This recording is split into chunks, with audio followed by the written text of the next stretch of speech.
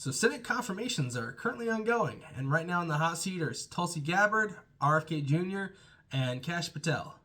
And it's really wild how hard senators are pushing back on Trump's nominees. The only one who's made it out unscathed so far is Marco Rubio, and he got 99 out of 100 votes. Now you might ask, why did he get so many votes? Because he was a senator. And as George Carlin once said, it's a big clubbing, you ain't in it. Because senators, I don't know if you've ever met them in real life, but I've met a couple, and most of them were like at school events and things like that, but like they are pompous, to say the least, right? They are people who think that their word is law, that they're God's gift to mankind, that, for lack of a better term, and pardon my French, their shit don't stink. And, it's wild to me that these people can hold themselves in such high regard when they're not the most important people on the totem pole. They think they are, though. Because, think about it, right? They can make laws, yes, but the House has to agree, and then the president has to sign it into law. Now, obviously, they can also veto the president's veto, right? Or undo it. But that takes a large act of the Senate, right? They're not individually important like they think they are. And these people think also that the only people qualified to do anything in government are U.S. senators, obviously.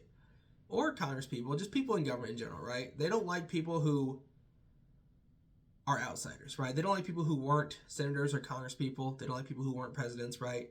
Because you weren't important enough to be in the Senate. You weren't important enough to be in the House. So obviously you are not qualified. And it's wild, man. Like, if you haven't done this job before or something along those lines, they're just like, nope, not qualified, next. And it's wild to me that they push back so hard on people who are obviously qualified.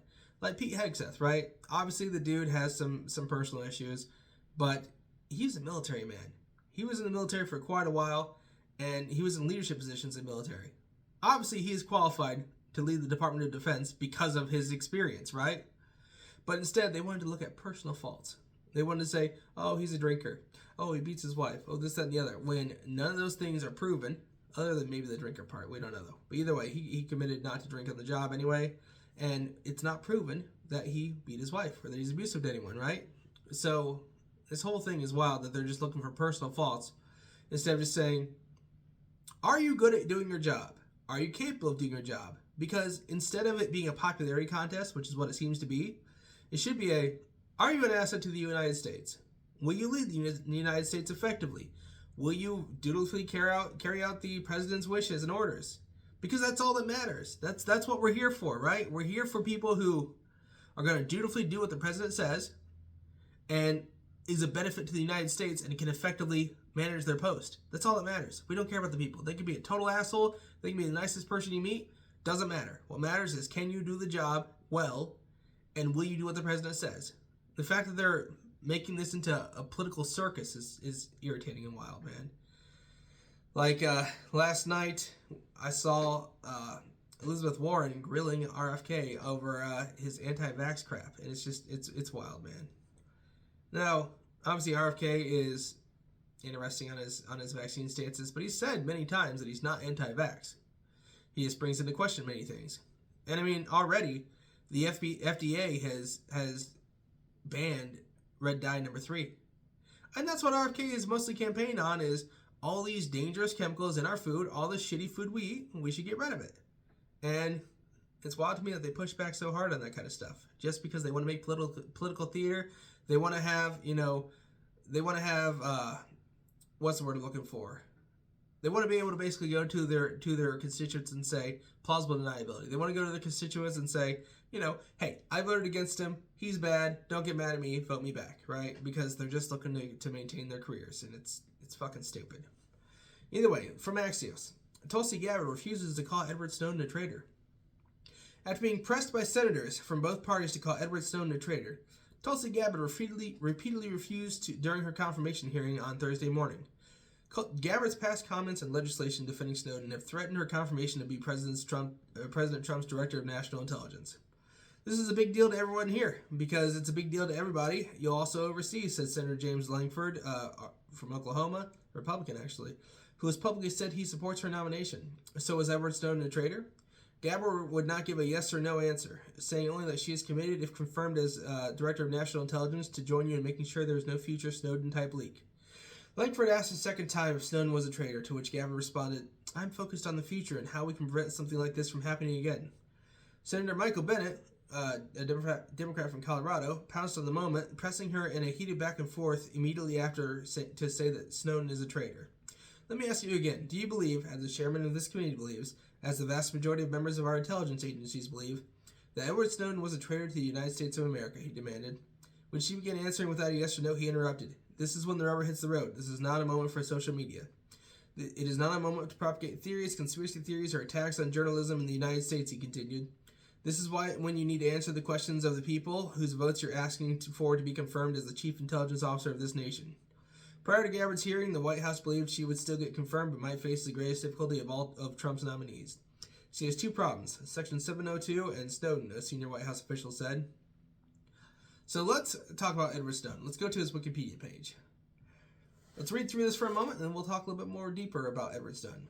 So Edward Joseph Snowden is an American-Russian former NSA intelligence contractor and whistleblower who leaked classified documents revealing the existence of global surveillance programs. He became a naturalized Russian citizen in 2022. In 2013, while working as a government contractor, Snowden leaked highly classified information on the National Security Agency. He was indicted for espionage. His disclosures revealed numerous global surveillance programs, many run by the NSA and the Five Eyes intelligence. The Five Eyes are the U.S., Canada, Australia, the UK, and New Zealand. They do this whole cooperation where they're all spying on crap, right? Intelligence with the cooperation of telecommunication companies and European governments, and prompted a cultural discussion about national security and individual privacy. In 2013, Snowden was hired by an NSA contractor, Booz Allen Hamilton, after previous employment with Dell and the CIA. Snowden says he gradually became disillusioned with the programs with which he was involved, and that he tried to raise his ethical concerns through internal channels, but was ignored. On May 20th, 2013, Snowden flew to Hong Kong after taking medical leave from his job at an NSA facility in Hawaii, and early in June, he revealed thousands of classified NSA documents to journalists Glenn Greenwald, Laura Poitras, Barton Gellman, Ewan McCaskill. Snowden came to international attention after stories based on the material appeared in The Guardian, The Washington Post, and other publications.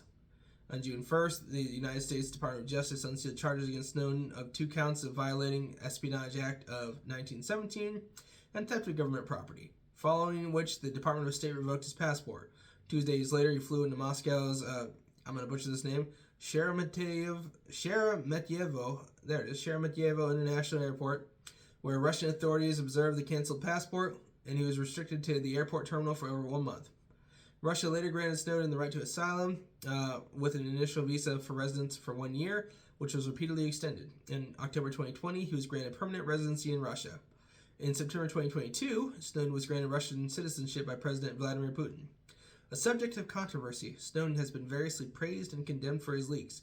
Snowden has defended his actions as an effort to inform the public as to that which is done in their name and that which is done against them. His disclosures have fueled debates over mass surveillance, government secrecy, and the balance between national security and information privacy, something that he has said he intended to do in retrospective interviews. In early 2016, Snowden became the president of the Freedom of the Press Foundation, a San Francisco-based nonprofit organization that aims to protect journalists from hacking and government surveillance. He also has a job as an unnamed Russian IT company. In 2017, he married Lindsay Mills. Blah, blah, bunch of other crap. Listen, here's the thing, right? They can say Edward Snowden was a traitor all they want. But what he did was not a bad thing. Now, you can say, oh, but he leaked classified documents. Yes, but they were classified because the government was doing some shady shit that they didn't want people to know. That's the answer. They were doing illegal things. Because here's the thing, right? The U.S. government is a government of the people, by the people, right? And so, in that, they are not above the law. They have to follow laws just like everyone else does. Now, they will say, oh, but we have rights, this, that, and the other. We can do what we want. No, the hell you can't. You have to follow the same fucking rules everyone else does. This is not difficult. This is not hard. You cannot spy on people just like people can't spy on people. Like, this is not how this works, right? Like, you cannot... It's literally breaking the Fourth Amendment, right? And in all of this, they still want to say, oh, but he's a traitor. Is he really a traitor? Because there was another whistleblower, shall we say, that I cannot name because I don't know if YouTube is still mad about his name, but at one point in time, your videos got taken down for saying it. He blew the whistle on Trump and led to Trump's impeachment in terms of the Ukraine call. But he wasn't a traitor, even though that was also confidential that was also classified. No, that's fine because they hate Trump. But God forbid that you leak on the machine, that you blow the whistle on the machine, right? Because then you are a traitor. You are putting into jeopardy the U.S. national security. You are a bad person because the machine doesn't like you, and that's all it is, man. That's all it is. If you are blowing the whistle on the correct people, on the correct side, they're all for it. They're thrilled. They will protect you. No one can mention your name. They're going to try to avoid you getting doxxed. They're going to try to avoid people looking into you because, they're going to take down anything mentioning you on social media because you're a good person. You're doing the Lord's work. But if you blow the whistle on the wrong people, you blow the whistle on the machine to the left, they're going to smear your name absolutely everywhere, and everyone's going to know your name. You're going to become fucking famous like Edward Snowden, right? Because you're going to be persecuted by the U.S. government. And this is something where we've seen they're not above doing political persecutions. As we saw with Trump, they persecuted the hell out of Trump. They literally convicted him of felonies, like of bogus felonies, mind you, and all kinds of random shit that they went after him for that they've since dropped because they're fine with political persecution. So the fact that people claim that he's a traitor for telling the American people that the government is breaking the law is wild to me. And you could say all day and all night, but it's jeopardizing national security. And I will say, I don't give a shit. Because the government cannot break the law. The government cannot do things, even in the interest of national security, unless they've put into effect martial law or the Insurrection Act. They cannot do the things that they want to do. And that's the way it's supposed to work. Because the government is of the people, by the people, and for the people. They are meant to serve at the pleasure of the people. Because here's the thing, right? The only thing that makes a government run, at least in America, is the faith of the people. Because this government would not exist if people said, you know what? Fuck it. I don't care. Fuck the laws. Fuck the government. I do whatever the hell I want, right? Then the government falls apart because they have no power. Because the only reason they have power is because we, the people, have agreed the U.S. government has power. So when they do this shady shit, people are like, they're doing shady shit. And whenever they persecute people politically for telling the country, hey, the government's doing shady shit, it just puts them in a bad light. Because like I said, the entire reason the government exists and the entire reason the government continues to exist is because they have the confidence of the people. And that confidence continues to wane because they continue doing stupid stuff, right? And no one got upset whenever Watergate came out. Everyone was just like, yep, impeach Nixon, convict him, we're good, right? Instead, Nixon resigned, but either way, we got what we wanted, right? And that's fine because Watergate was bad because you cannot spy on people. And one would think that the NSA would have learned from Watergate that you cannot spy on people, not American citizens, not people who haven't done anything, even if you think they might. If they haven't and you've got no proof, you cannot spy on them. That's just how this works. To spy on someone, you need a fucking warrant. And if you don't have one, you can screw right off because that's how this works. And, I think the government occasionally needs to be reminded that they are not all powerful and that they exist to serve the people, that they serve at the pleasure of the people. If the people don't like them, they need to go. That's why we should only have elected officials, none of this bureaucratic crap, because we need to be able to say, get the hell out. You're not serving our interest. We'll get someone who will.